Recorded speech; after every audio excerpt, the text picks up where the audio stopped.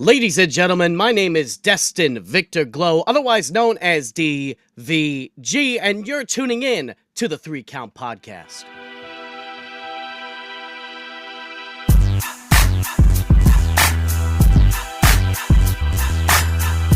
Welcome everyone to another great edition of the 3 Count Podcast presents Now Entering, and I'm your host, Clifford Red Dog Miller, the man that leads you up that mountain called wrestling. And with this being season 6 in our 420-something episode, I would just hope you say it with me, I am your Sherpa, because like your tribal chief, acknowledge me. But like every good Sherpa, you gotta have someone who's been there, done that, and can do it more efficient than you can. That's why it's never about me. It's about who's entering the ring. So who's entering the ring? You can find this man at ACW, RMPW, IGB. Find this man at PWC, Enterprise Pro, Amplified, and so many other places. He is a ring announcer. He is a manager, a commentator.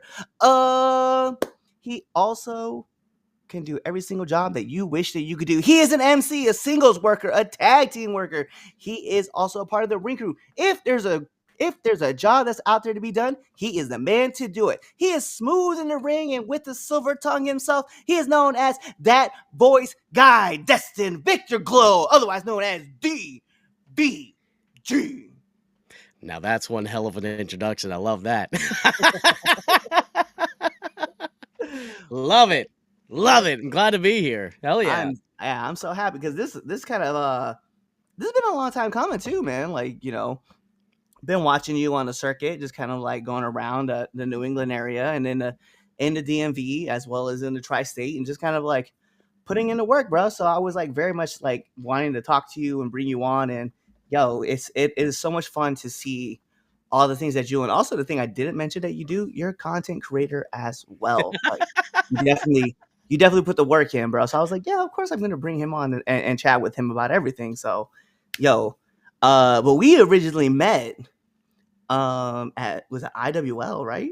It was IWL, yeah. I was on the opposition a little bit with Werewolf Creed as his manager. That was a very interesting time, especially when that was my first time doing managing. Yeah. It was funny too, because like when we were talking, we were chatting back and forth in the back, and I could tell like you were still relatively kind of like new-ish. Oh, very green. This was before I started working and training with Riot City too. Yeah. Yeah. And it was funny because like I think I met you like the following week at Riot City compound, which was kind of funny. But yeah, so right before that, I remember like you come out and you didn't talk about your name, and you're like, yo, I am DVG, and you're like doing this big elaborate intro, and I was just like, you're who? You're STD? And then the whole crowd like just started participating and calling you STD, which I was like, yo, this is great. Oh my god, I will never get over that because I was trying so hard not to laugh. Okay, I was internally trying to shut it down. Like, try not to crack a smile. Try not to crack a smile. That was funny. Try not to crack a smile. Damn it. Oh my god, that was fantastic. Yeah, so I had known about you working in the dark arts originally. Mm-hmm. And then you came to IWL, and then you started Mm-hmm. training at Nick. What was the moment that made you want to get into professional wrestling, though? Oh my god. Okay, so I have been on the other side of the barricade for a long time because I never thought that I would be given the opportunity to be inside of the ring on the other side of the barricade. And I'm thinking to myself, like, with this type of physique, with the way that I've never, like, hardly ever exercised in my whole entire freaking life, except recently, obviously, I never thought in my days that I would be able to be a part of this whole entire thing. So what I did was I do the next best thing, and that was to start ring announcing because of my background with voice acting. I started voice acting in 2020 professionally after I was doing all this stuff on YouTube and whatnot with all the voice impressions. And I'm like, you know what? Why not try doing ring announcing?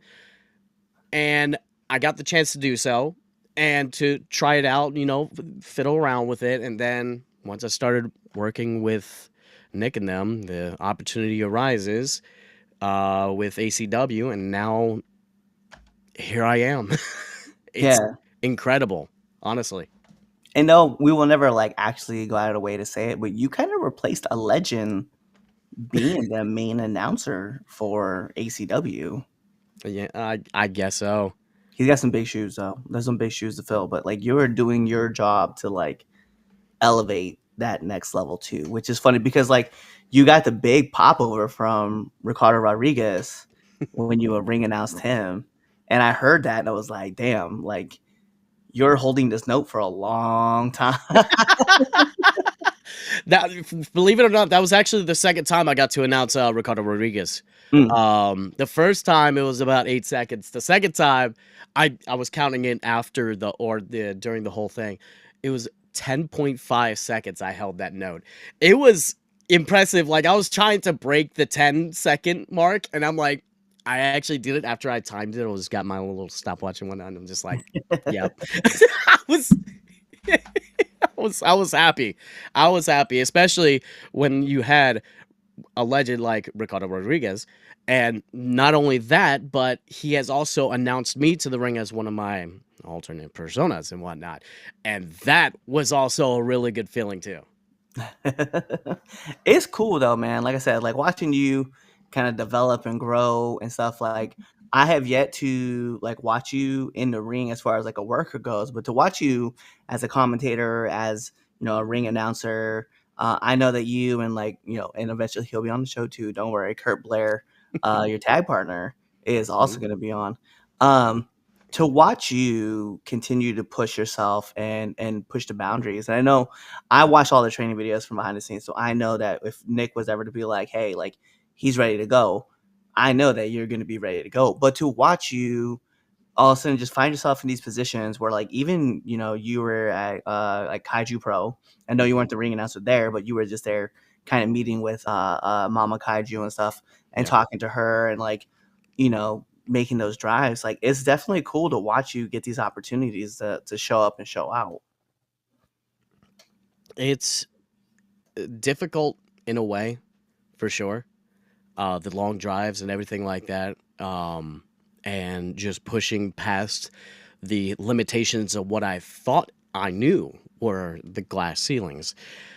This weekend, that training was definitely a example of that for sure, because I was definitely pushed to my limitations of what I could do in the ring and the toughness aspect. Because I'm gonna say this right now, I'm not really a tough guy. I am not really a guy that likes pain or wants to be hurt or anything along those lines. And obviously, in a business such as this, it's a very physical type of sport. It's a sport where you have to get over that sort of thing, where there is a possibility where you will get hurt. It's Everybody says that this is fake. Is Trust me when I say it is not. I am one of those believers. When I took that very first bump, I believed it. I believed it, that this is real. Like everything, wrestlers deserve a hell of a lot more respect than what they are given, especially when it comes to the internet wrestling community. Um, it's no joke, and I'm doing everything that I can to like prove myself wrong and to prove others wrong that I can do this for sure. Yeah, I mean, it's one of those things too. It's a mindset of like, Hmm. how much can you take? How much can you get up? How much can you keep pushing? How much can you keep working and staying composed in the moment, right? Like, there's a lot of like aspects to it, and then you have to have a screw loose because, like, let's be real, man. Like, somebody like listen. So I'll say it like this, right? I started a new job, right? Yeah. And when everybody found out that I was a professional wrestler, they asked me, they're like, so what's it like being in the ring? I was like, bro, like it's equivalent to being a toddler, like because you're throwing yourself willingly on the floor, and it looks like you're throwing a panic attack because you hit the ground, boom, you pop back up. Like you got to sell the pain, you got to register it, right? You got to make the crowd believe. right? Mhm.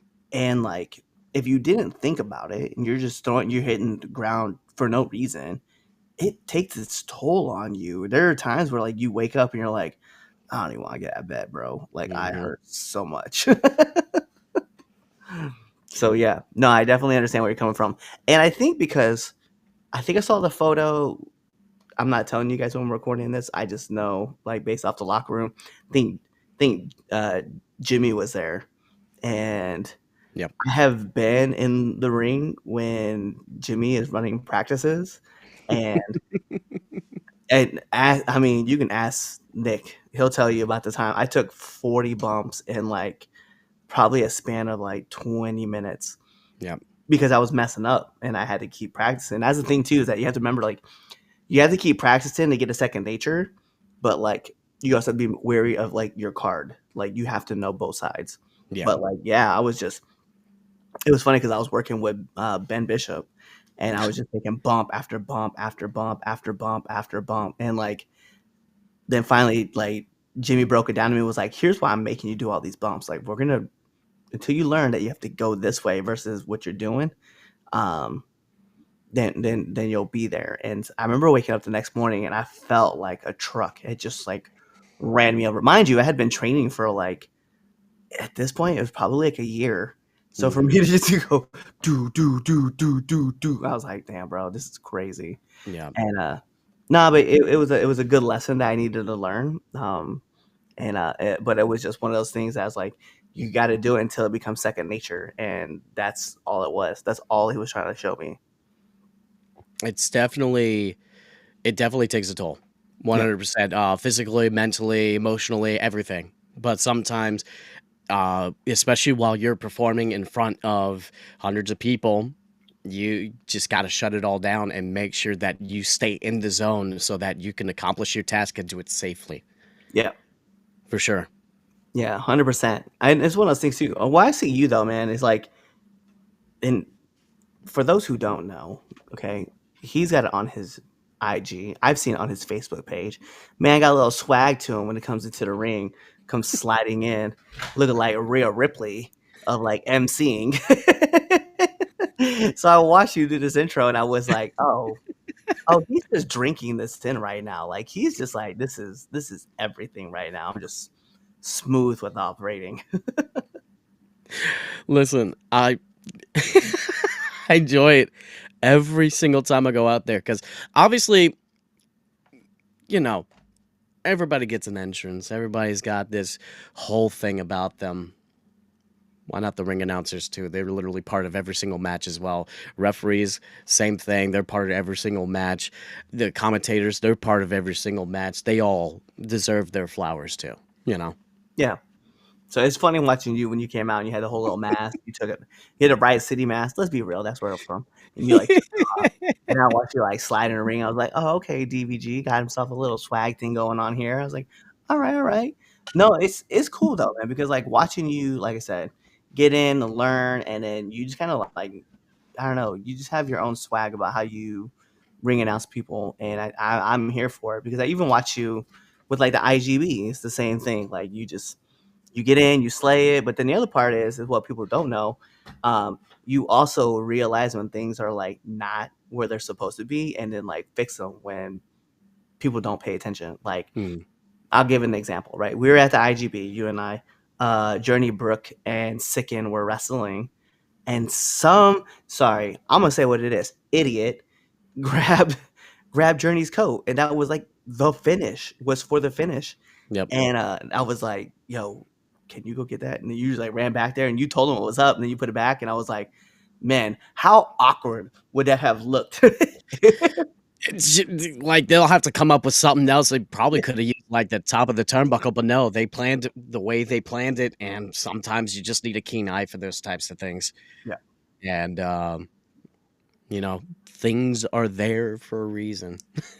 I was telling that too. Listen, man, I had a match where I I know they watched the episode, so they're gonna be aware, right? Exactly. I grabbed a guy's prosthetic leg. Yeah. So I grabbed a dude's prosthetic leg, and I had to set up, right? Because like for those who don't understand, and I'm probably gonna get blacked up from YouTube for saying it this way, but Chekhov's gun. Like if you don't know what that is, first go look it up, and then you'll understand. So Chekhov's gun was in play. Like I had this leg set up, and it was there for a reason, Uh-huh. right? And I, as we get closer to the finish, I notice it's not there. So I'm trying to Ooh. find out what happened. So I go back. I kind of call an audible with Matt Wild, and then we go out, and I go grab the leg, right, again from another person, Mm-hmm. and then I distract the ref, and then you know, I hit Matt. Yeah. But I go to the back, and I'm like, "Yo, who moved the leg?" And one of the backstage people was like, "Yo, I thought you could get more heat with it." I was like, "Why?" Like, and when you watch movies, right, and like Mm-hmm. Superman, who is obviously like he has a thing against like he can't kryptonite is his weakness, right? Right. When Lex Luthor pulls it out in the first act, he doesn't go back and pull it back out in the third act to reestablish that he has it. It's just known. And so to have a prop moved, to have to go reestablish this prop, I was like, bro, you're just taking away from the story. Like there's Mm. a whole reason why it's there. And I didn't get a chance to talk to him about it. He probably knows now because now we're talking about it on the air. But yeah, I was like, come on, man. Like it's there for a reason. Just leave Yep. it. Yep. Like the heat is the heat. Like you can always get more heat, but the problem Mm. is that when you take heat away to try to see if you can build more heat, you're doing the worst. So I was like, you're not doing a service. So I was like, please don't do that again. It didn't help out as much as you think it did. Right. Yeah. It's all planned out for a reason. There's a method to the madness, as a lot of people would say. Yep. And trust me, there's a lot of madness when it comes to the wrestling community. A lot of madness. There's so much that is still yet to be learned, even for me. Um, I'm still learning every single step of the way. I'm 2 years into this, in the middle of my third, and I'm still learning more and more and more. Yeah. And honestly, even 20-year vets are still learning more stuff. You never stop learning. Never, never. No, no, no. And if I can apply like one thing I've learned from like the years before and just keep adding to my book of knowledge, even if it's not much, 1%, that's all I will say. But even if I'm learning like that little bit, like yo, it matters, right? Because Mhm. we put it in play for a reason. Exactly. Um, even when it comes to something as significant, or I don't want to say insignificant, right? But as your intro, right? Like as you want the ring announcer to announce you, like I think it's so important that like, hey, you establish who you are when you come out the curtain, but then also with the ring announcer is there to kind of give you that segment. That's why I always thought like I want my character to be kind of like an ass, but then also like to be kind of funny with the way he like doesn't take stuff seriously. Like Yeah. I could listen, I could be that douchebag who says, and I listen, for those who do this, I'm not saying you're a douchebag. I could be that guy that says, "Oh, well, his height classified, his location classified, his weight classified." Right? I could do that, and it would come across very militaristic. Or I could just give you a whole bunch of fake shit that clearly doesn't match to me, and then you're like, "Oh, he's a fucking mercenary. He's not gonna tell us anything serious about him." Right? And I always go to people during any show, and I'm like, listen, if you have a certain intro that you want to have when I'm ring announcing you, you be sure to tell me. I always go the usual: where are you from? What's your weight? What's your nickname? And what's your worker name? Those are the four things that I always go through with every single person. If they have something extra, or if they want me to announce them a certain way, want me to pronounce their name, and I make sure I get the pronunciation right almost every time. I make sure that I get the pronunciation right. I have a hard time with that. And normally, whenever I'm, typing down my script and everything like that, I always type it how it sounds, not how it's spelled, just so I make sure I get it right. that's my little secret when it comes to that. Everybody's looking at me like, that's not how it's spelled. Trust me, my method to my madness. Yeah, yeah, yeah, yeah. No, and that's important too. Like, Mhm. I remember like we were talking. So like yesterday, well, actually, now that you guys know this, so you're the name of my spine buster, right? Some Yeah. people call it spine buster, but I do have a name for it. It was a high school thing, by the way. I know like you were looking at it kind of crazy too. I was curious about it for Yeah. sure. So funny enough, right? I'll even tell the story. I don't know if I've told it on the air before, but so my spine buster is called the comedy yeha, right? It came from a high school thing. What it was is that one of the guys in my high school would randomly, like my junior, might have been my senior year too, between my junior senior year, Mhm. um, he would tackle people, but right before he did it, you would hear "comedy, yeah!" and then he would just hit the dude in practice. So we don't know where he got it from. He doesn't know where he got it from. He just started doing it, and It it just got came out of nowhere, just like yeah. that. But the funny part was is that like he did it in the game. We all started cracking up laughing, but like everybody on the team started doing it, so it got over with the team, and it just became like a big inside joke for the team. But like yeah, people were just randomly shouting it out. And so it kind of trailed on. And then like I started saying it randomly when I was hitting my spine buster, I would say it. Now I don't really do it as much. But yeah, they would just we'd pick people up and I would just slam them. I'd just be like, comedy, yeah, and then slam them. And I sent him the clips of me doing it. He thinks it's hilarious. He's like, bro, I haven't thought about that in years. Mind you, this is like 2002, 2003. And he's Yeah. like, I haven't thought about that in years. And this was like a couple years back. So you can imagine it's been 20 years. And he's just like, he's like, I don't even know where I got that from, bro. He's He like, doesn't even know. he doesn't remember. So it's just funny that you see me like hitting people with this. And he's like, I don't remember that, but it's funny that you do. Well, here we go. It's an inside joke that nobody fucking understands. Nobody's gonna understand. Yeah. but 'Cause but it's funny. those Some reason it's yeah, funny. those on the football team, those on the Baird football team will understand like that joke. But like, yeah, so many people will be like, what the fuck, bro? Like that's just a random phrase he shouts out. And then when I spell it out, people are like, "How do you pronounce that?" It's like, yeah, Yeah, huh? yeah, Literally. yeah. It's just literally it's almost like how it sounds. It's just comedy, yay, ha. Just put it all together. Yeah. But no, it's just funny how you talked about like you have to write down all the pronunciations and stuff like that. That way it Mm, comes out the way they want it to sound versus like how you would say it. Because I feel like exactly. that's a thing too. Like a good announcer can make a show from like good to great, and then like a bad announcer could take a good show and bring it down. Like Right. I'll I'll probably catch some heat for this. But there was a show that I was working where I went back to the promoter. I was like, "Yo, get rid of that ring announcer." I was like, "He sucks." This is one of the ones that I was at with you because I think I may know one for sure that I we were think both at. you had just you I think I started. was working a match. I was working a match during that one. I think I so. I Yeah, think I so. was a worker for that one, and then the next shows they were like, "Hey, could you like be ring announcer for me, please?" Yeah. So I know exactly who you're talking about. But hey, everybody's got to start somewhere. Hell, at the very beginning when I started doing ring announcing, I wasn't like I was still trying to figure out what my voice is. And then I went to a convention and Lillian Garcia was there.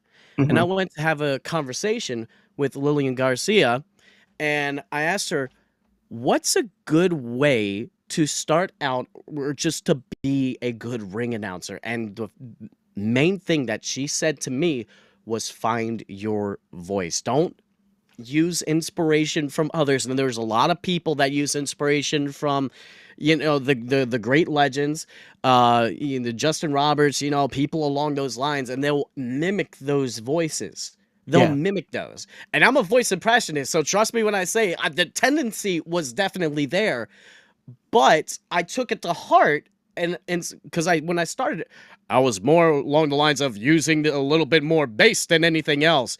Ladies and gentlemen, coming to the ring, this sort of thing. But now I've kind of just used my regular voice and projected out a little bit more, and Yeah. it gives a bit more oomph.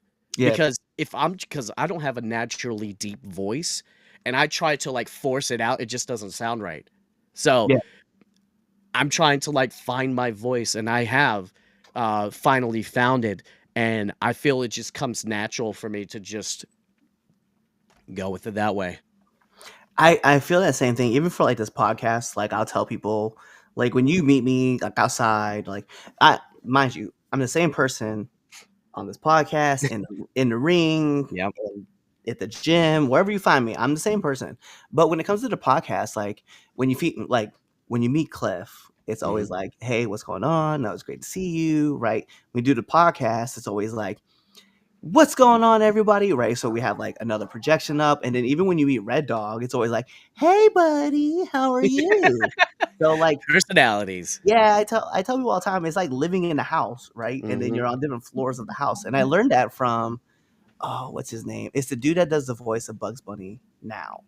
Oh, Um, the one that does the Bugs Bunny now? yeah, because he talked about it. It's not Mel Blanc, and that's why I say that. Um, but yo, he talked about how different characters live in this house, and Right. that when you start at the base floor and you add like a Brooklyn accent, that's how you get your Bugs Bunny. And then you drop the Brooklyn accent, but you take it up a pitch and you add a little like a little what you call it, like a slip to the tongue, like a little lisp, Mhm. suddenly you're gonna get Sylvester. And then if you take it up, Right. you drop the lisp and take it up a higher pitch, now you've got Tweety Bird. And then if you bring it down and you add a lot of slobber to it and a lot of attitude, you get Mhm. Dappy. And so like I was thinking about how all these voices live in this house. I'm like, this makes sense. And so that's how I wanted to project Red Dog. So once I learned that, I was like, this is how it's gonna be. Red Dog is gonna be in the attic because clearly he's crazy. And then, you know, Cliff for the podcast is gonna be just a little bit higher, but he's just gonna be a little bit more fun. And then Cliff is just Cliff, he's Gotcha. just a boy. Yeah, his name was, Eric Bauza. Thank you. Yeah, that's him. But yeah, I think about that all the time, and I hear him when he talks about it because I heard him on I think it's called Voices in My Head with Chrissy Romano, and Right. I think Will Friedle is the other one who does it as well. But they were talking about voice work, and I was like, bro, this Yeah. is genius. Yeah, because I started doing, voice acting in, 2020, just, throwing out auditions all over the place and just trying to find my footing when it comes to that sort of thing, and it's been fun doing that sort of thing, like, for cartoons, for, just fan projects and stuff like that, which I can understand, there's some free stuff, but I had to get my resume up out To get somewhere and started. whatnot, yeah. That's how you get started with just the small little projects. Hell, even projects that are from like community colleges and whatnot. People are doing animations and whatnot. They go to casting calls and throw out some casting calls onto a website, and they'll pay like maybe like $20 or something along those lines just for a quick thing, and it's always so fun. It's always so much fun for sure. I've always wanted to get into voice acting. I think like I have like a unique ability to bring like range and different characters to life, Mhm. and Yeah, you definitely have that range. I've always thought about it, bro. Like I've low key. Someone's gonna take this now that I talk about it on a podcast. Like like you, I can also do some killer impressions. Uh, Different. I can do different voices, mhm. but I've always thought about like how much fun it would be to be like a surfer from like Nebraska and just be like, dude, this other day I was totally kicking it over in the cornfields and like just build a whole character based off of like just that world. And like clearly this guy's never been to the ocean. He's from Yeah. fucking Nebraska, but surfer accent for some reason. I don't know why. I just thought it would be hilarious to do. Um, but yeah, like I if you guys don't know, he has this killer impression of Peter Griffin, um, and I've heard it. What are you freaking talking about, you bastard? But it's funny because like I think of like different characters, different voice work. I love the idea of like building something up. I've had Isaac Wells actually on the podcast. Mhm. And if you don't know who Isaac Wells is, I'll tell you guys. You guys should go back and find the episode, listen to it. He is also a voice actor, but he was the guy who does the Skeletor memes. Remember, yeah, and he's that guy. So I brought him on the podcast, and the reason why was because that's where Red Dogs thought that they came from was because of him. Mhm. And I wanted to, one, I brought him on to put him over and give him like a lot of credit and stuff like that. So it was definitely fun to do. But able to pick his brain too about voice acting and things like that. It was cool to be able to chat it up with him and kind of understand like how he builds a character up from the ground up based off of voice acting. And I think that's important too. It's like your character has to have a voice, like, and Exactly. it has to be kind of unique to you, but then also like something unique that can be marketable as well. And I think about those kind of things all the time, where I'm like, Mhm. how much more can I build the world up of Red Dog? And there's always something new that I'm adding to it that I don't think about. Yeah, there's always a way to like draw inspiration. There's always going to be inspiration anywhere, everywhere for whatever that you're doing. You may just look at a random cloud in the sky and be like, you know what? I could make that into something. It's just anything that you see, anything that you hear, anything that you taste, regardless. Hell, anything that you smell, like it will turn into an idea of some sort. That's how the imagination works. Yeah, I couldn't help. I couldn't agree more with that being said. Listen, I'm gonna ask you these other two questions before we jump into my favorite part of the podcast. But I gotta know, man, because you've been in 2 years, you have, I don't know if you have or haven't, but what's the worst bump you've taken? Oh, the worst bump. Okay. All right. The worst bump that I taken has definitely been I'll say it like this because it's mainly because of the ring itself and how bad it was. There was thin layer of padding, and it's not even padding, it was carpet rolls on not even like 2x4 planks, but thin layers of plywood. So you can imagine how bad the bump would be, but just working in the ring of before they finally got padding of Enterprise and Amplified, before they actually finally got padding for the ring. But man, just any bump in that ring, any, and I'm not even saying like anyone in particular, it's just any bump in that ring. Holy shit. It's bad. Damn. But the recent show, they finally got padding now. It's better. It's still firm, but it's better. Yeah, that's good though. That's good. That's good. That's good. All right. Here's my last one for you before we jump into my favorite part of the Three Count podcast. What's the hardest lesson you've had to learn being in the business? Oh my god. This was recent too. The wrestling business is a cruel world sometimes. It's a cruel world where people out there will not give a shit about you or your feelings. So this goes back to where I said sometimes you just gotta turn off the emotions. Sometimes you gotta turn off those logical feelings because for a person that has been in the business for 2 years compared to somebody who's been in the business for 20 years, or just to a guy who is just getting their start and they have an ego out the wazoo and they're trying to tear you down. Um, no matter what, stick to your guns, smile and nod, and whatever criticism that you take, just take it to heart, but don't argue about it. Yeah. Um, for sure, like if you're think that you're in the right, you're still in the wrong. It's like marriage. It's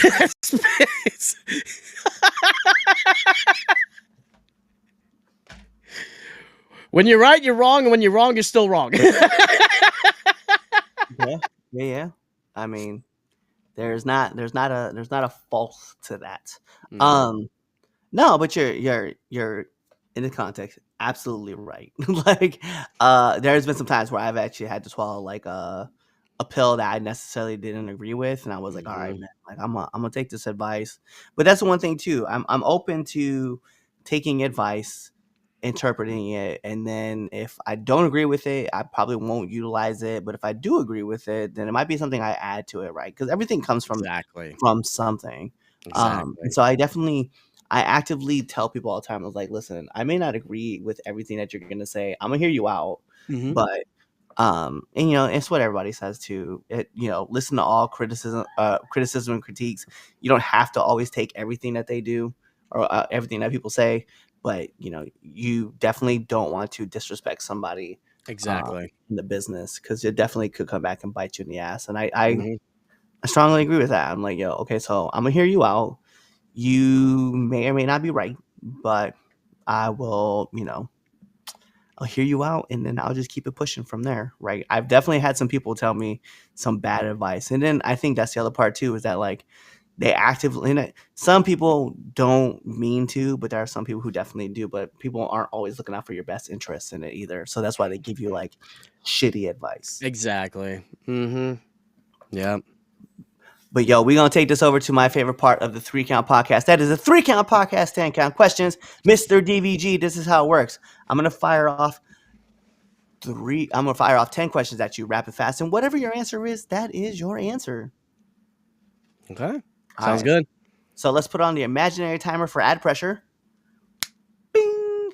And in the words of my favorite commentator, I don't care what anybody else say, my favorite commentator, Mike Goldberg, here we go. SmackDown or Raw? SmackDown. Favorite movie? The Mask. That's a great pick. Waffles or pancakes? French toast. Dang, he took a third option.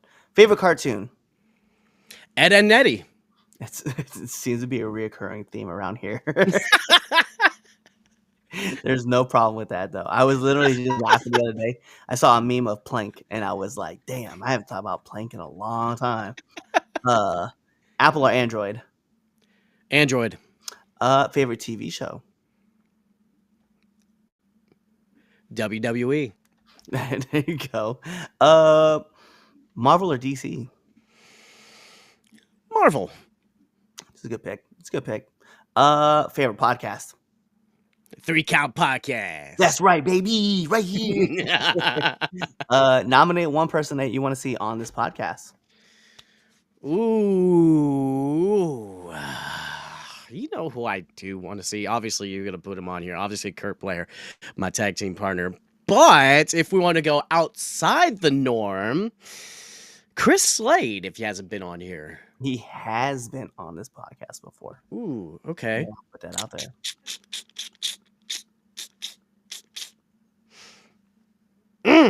Damn. Okay. Well, you got me there. We'll stick with Kurt. Okay, we'll stick with Kurt for sure. For sure. Sugar Dan is also coming on the podcast. Sugar Dan, you know you coming on this podcast. Like we've already talked about this numerous times. Oh yeah. So we definitely gonna catch up with you. And then last but not least, my favorite question asked every single person who comes on this show: favorite curse word. Even though it's not a curse word, penis. It is. That's a great word. I think that's the first time we've had that on the show. I'm pretty sure that's the first time. Somebody's going to go back and listen to all the episodes just to see. I'm pretty sure that's the first time that we've ever had that on the show. Yo, those are all my questions for you, man. So the last thing I need from you is to let our viewers and our listeners know where they can find you. Well, you can find me at any social media preference, YouTube, Instagram, Facebook, every single place. It'll be at Dat Voice Guy. That is DATVOICEGUY DAT, because I'm ghetto like that. Yeah, he ghetto like that. But he gave you all of his handles. He told you where you can find them. So what does that mean? Like every great part of a wrestling match, we gotta take this home, because this is the 3 Count Podcast, but that's now entering, and now I'm your host, Clifford Red Dog Miller, the man that leads you up that mountain called wrestling. And like every good Sherpa, it's never about me. It's about who's entering ring. So who's entering ring? You see him right there, DVG himself, and you guys know what that means. Tune in to the next episode and be there, or you're legitimately follow us on all of our social media platforms. You're even subscribed to our YouTube channel. You're checking us out on Spotify. You're also following us there and leaving a comment. You're leaving us 5-star frog splash reviews off of the Empire State Building onto your cell phone or whatever device you're listening to this. You're even checking us out on that dumb app with the stupid jingle that goes iHeartRadio or whatever it is. You're buying our merch on foryourwear.com or even buying our merch on prowrestlingtees.com. You're telling your mom about us, your dad about us, your aunties, your uncles, your brothers, your sisters, your best friends, your cousins, and your enemies because we love haters too. You're doing all that stuff for really, you're just kind of waiting for this episode to end. You're waiting for that outro, and then you're choosing another episode to listen to. Kawaii. What's up? It is your friendly neighborhood Red Dog, and thank you for checking out this episode of the 3 Count Podcast. Whether that was Chaz Friends, Red Dog Friends, Damien Friends, The Films Lounge, Now Into the Ring, Now Entering 201, or Now Returning to the Ring, all those great episodes, you should really be liking, commenting, and even sharing this with your friends, family, whoever it may be. But what you all should be doing is checking us out on all of our social media platforms at 3 Count Pod, whether that's on IG, Twitch, you can check us out on Threads, whatever it may be. And if you go check us out on X, it is 3count_pod. Check us out on YouTube, as well as Facebook, on Rumble, on Apple Music, on Spotify, all those fun things. Tell your mom about us, your dad about us, your aunties, your uncles, your brothers, your sisters, your cousins, and your best friends and your enemies because we love haters too. Do all that stuff. And then, last but not least, buy our merch on foryourwear.com or prowrestlingtees.com. Kawaii.